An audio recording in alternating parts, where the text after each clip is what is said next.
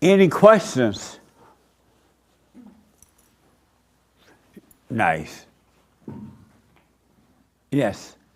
Hi, Jesse. So Hi. I have something that I went through last week, and so I wanted to get your opinion on it. I occasionally my husband likes to have a couple drinks, and sometimes when he does, he kind of like wants to talk and just like go on and on and on. And so I've learned to deal with it. I just let him be whatever. But sometimes he'll like want to, kind of like mess with our 13-year-old daughter, like go in her room and talk to her, but it's just like you can't really have a conversation with somebody. Because he's drunk. I mean, he's not like falling over or anything, but it's not like a serious conversation. So there's been, my daughter has, usually I just kind of, sometimes I'll let her deal with it. Or sometimes she was like, oh, can you come tell him to get out of my room or whatever. So I will. But he kind of like, well, just bicker, like, well, I'm not doing anything or, blah, blah. And so I have overreacted in the way I respond to that. And then it leads into like an argument. And then, so my question is like, what's the best way to handle that? How old is your daughter now? She's 13. Have her tell him to get out. That she But doesn't she want. has. And when he does it, then you tell him. And when you tell him, he leaves, right? Sometimes. Even though he's bickering, he still walks out. I mean, yeah, he will. But then after that, the conversation is over. Okay. If you want to keep the conversation going, let him, because if he's drunk, he doesn't know what he's doing anyway, right? So if you want to keep the conversation going, let him talk by himself, and you just go on about your day. You're not obligated to talk about Right. nonsense. Yeah. Okay. But just don't get mad. Yeah, I think that's the problem because like there's times where I just don't say anything. Right. And then, but it's like because I'm saying nothing, it's almost like he wants to continue talking. I know, but that's what the devil does. When you don't respond to the devil, he get worse. Because the devil need a reaction from you in order to get a false sense of life. Right. So don't respond, just don't get angry. Your daughter told him, hey, I want to be by myself, I don't want to talk. You have told him he's drunk, he doesn't understand because he's drunk. Just don't, be done with the conversation, go about your day. Okay. And again, don't get angry because he's dealing with stuff in his life. Right. And he can't help it. I have overreacted. And Yeah. so I'll like explain to my daughter, because my daughter will be like, oh, he was just, a drunk or whatever. And I tell her like, he's just dealing with something that he is not ready to face. Right. But then she'll, I don't think she sees that. She just sees it like he's annoying. Like it's annoying. Right, because she's young. Right. And I'm sure she's heard me say he's annoying. And do you say he's just a drunk, you say? No, she has mentioned that. Oh, okay. But tell her don't be angry at him, don't resent him. He got issues he's not dealing with. Right. He has issues. So that she doesn't become angry. And as she gets older, she will learn how to deal with life without being angry. Yeah. It's possible, and it's amazing to be able to deal with the issues of life without being angry. God did not create us to be angry. So that'll be a good time to be an example of not getting angry and not calling him a drunk and all that kind of stuff. Yeah. But let's let your daughter know, don't be angry, he can't help it. But to speak up, just don't be angry. Right. That makes sense? That makes sense. Yeah. Okay. But you gotta, since you're the example, since the father's not being it, you gotta be the example about not getting angry. Yeah. Amazing. Were you at the women's forum last week? No, I was not. Or week before last? I can't tell you what happened, but I heard it was good. it was shocking. I went, what? And a couple of ladies went, what? I was stunned. I'll have to bring my daughter to it now that she's 13. Yeah, I was beyond shocked. But I can't tell you, and the women, nobody told their husbands or anyone, right? You didn't tell your husband, right? I know he asked her, huh? Yes. Yeah, he seemed like the kind of guy that would ask. Don't tell him. But yeah, of all things, stay away from anger. Yes. Speak up, but don't be angry. And because you're overcoming the human nature, if you feel some anger come up, don't call it you. Just watch it, but still speak up. But don't call the anger you. It's spirits. It's another spirit. It's not you. It's so like, sometimes it's just so like overpowering, even though like there'll be minutes and I'll be like, oh, that isn't me, but it just like overtakes you, Explain.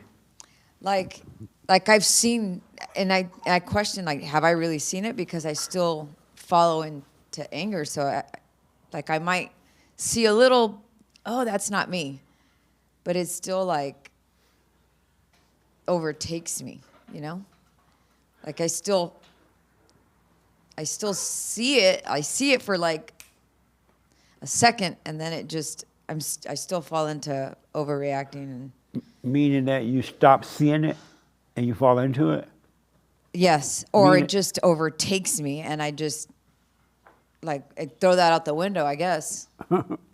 It overtakes you, then you just start cussing? No, I don't. I'm not cussing, but I just get You don't mad, curse? or You don't curse? I mean, I have. For sure, I have. I'm sure you Oh, have. I sure I have. Yeah.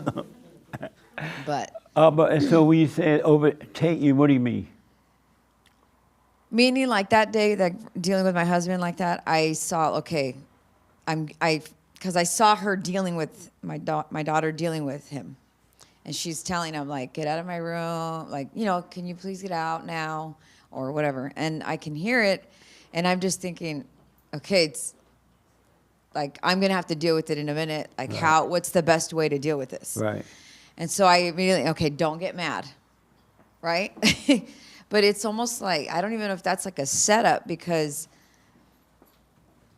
I'm already telling, oh, don't get mad, but then it's like, that's where I'm going to end up, because I have to deal with him and her, and then she's upset, like, you don't say anything, and, so it's just, and then I overreact and go, why can't you just leave her alone? And Oh, okay. blah, blah, blah.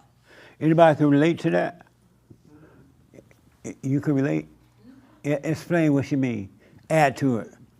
I mean, I think it just, in your mind, you have an expectation of like what you're going to have to deal with, and kind of setting it all up. And then I think, to her point, it's like, well, if I know I'm going to do it, why wouldn't I have the ability to ensure that I don't do it, But what's interesting is, in that moment when you were talking about it, I realized in my own self that in those moments, that's when I'm trying to play God, That's why I set it up that way, because I'm like, I'm going to have to deal with this and this and this. And it's like this creation that I'm trying to create. And then I walk right into it. Yeah. So. Amazing. That is such a good point, too, about you going to be God. You're going to have to play God. And that's what all angry people think, that they have to play God. Mm-hmm. All egos love playing God. People who feel sorry for others, they love it because it's a thrill of playing God. Mm. Oh, I feel for that person. Don't do that. And they feel good because they have a thrill from feeling good about somebody. It's so dumb, but it's so part of the ego. It almost not an understanding. It has always been understanding by me, but now I see it. It's just so. Just think about that. Another human being over here dealing with some issues, whatever, feeling bad or mad, and you another human being over here, and you're feeling bad for somebody over there. That doesn't even make sense. Mm. Hmm. Yeah, but you're taught that. I think, in my mind, I think that I've been taught since I was a little girl to connect with people's pain, to show compassion. It's a sign that you're compassionate, that you're not a psychopath. Right. And that's when you really are a psychopath. All emotional people are psychos.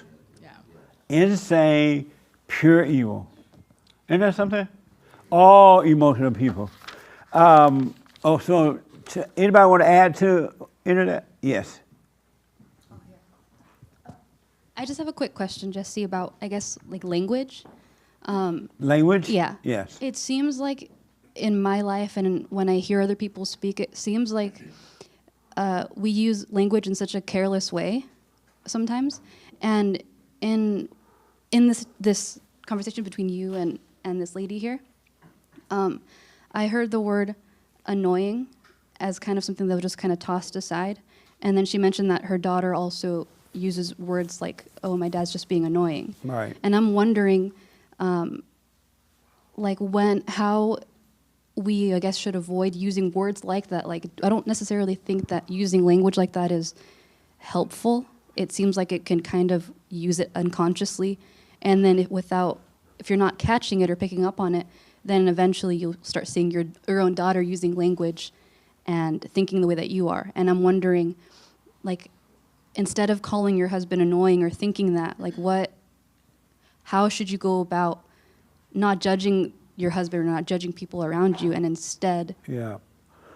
As you grow in the light, you got to communicate, right? Mm-hmm. You're going to use words consciously. You're going to be aware of the words you're using, and so the words won't have the same effect on you, either negative or positive. Mm-hmm. It'll just be words, a way of communicating. Right. So if her husband is annoying in her heart, in her mind, in her word, she's not judging him at all. She just understands what that word means to communicate with the daughter and with the husband. But she's not judging him, but she got to communicate. Right. But that's why it's not, when we use words unconsciously, we use them in an evil way. Intent to hurt someone and to make yourself feel better. Right. Or look better or blah, blah, blah. Right. That's why we got to be conscious in all things. Yeah. I tend to be a little bit careful with how I speak. That's just kind of how I go about it, because in my belief, I kind of see it as like we can eventually start to believe the things that we say, even if... Life and death is in the power of the tongue. Absolutely. So I was just wondering about that. You ever get angry at your boyfriend? Angry? No. Annoying? No. What the? Was you dating Jesus? No. You never get angry or annoyed or anything? Not at him, no. Really? Yeah. You're the only woman on earth? Well, the thing and why is that? if ever there's something I'm trying to learn something new here. Well, if ever like there's something that comes up, I guess, the way that I kind of see it is I notice that something is weird, and I know to look at it and not to blame. Like the thing that I'm feeling, I know that it has nothing to do with him, right. And I know I have to focus on why it is that I'm feeling the way that I am. And I know it doesn't have anything to do with him. And so when he's doing annoying things, you think it has something to do with you? I don't think he does annoying things. If he doesn't, we need silly things. He's just... Are you thinking that in your head? What? This person's so annoying. No. This person's so silly. No. This person thinks he knows what he's doing, he doesn't. No. Really? It's... Nice. We'll have to have you teach the women's form one night. No, because something interesting happened a couple weeks ago, I guess, where I felt like something that I hadn't felt in a while, which was like, that like pull feeling when something like fear or sadness or anger comes up in the body. And when I felt it, it literally felt like, it's like a sinking feeling in your stomach. And at least for me it was. And to me, when I felt that, I was like, that feels like Satan trying to bring me down with him. It is. And so I picked up on that right away. And that's when I knew to like watch it and observe it. But I knew that it wasn't me. I knew to like let it go, because it's an unnatural feeling and it's an unnatural state. Nice. And that pull was enough to like bring me right out of it. Right on. Stay with it. Stay with it, stay with it. And when you're dealing with your husband and you're on your way to help your daughter, just be aware of what's happening inside, what the thoughts are telling you, the feelings that are coming. Just stay aware of that, even when you're talking to your husband. Don't go unconscious. Yeah, that's probably my thing that I go You want to die unconscious consciously. about it. Yeah. And so the pain, the thoughts, and the pain is the death that you want to die from. And so you want to practice being aware of that all the way through whatever. And you will see that the help will come for you. Okay. God will save you from it. Okay. But do not judge yourself. Yes. Because it has nothing to do with you. Yeah. All right? Okay. Thank you. Amazing.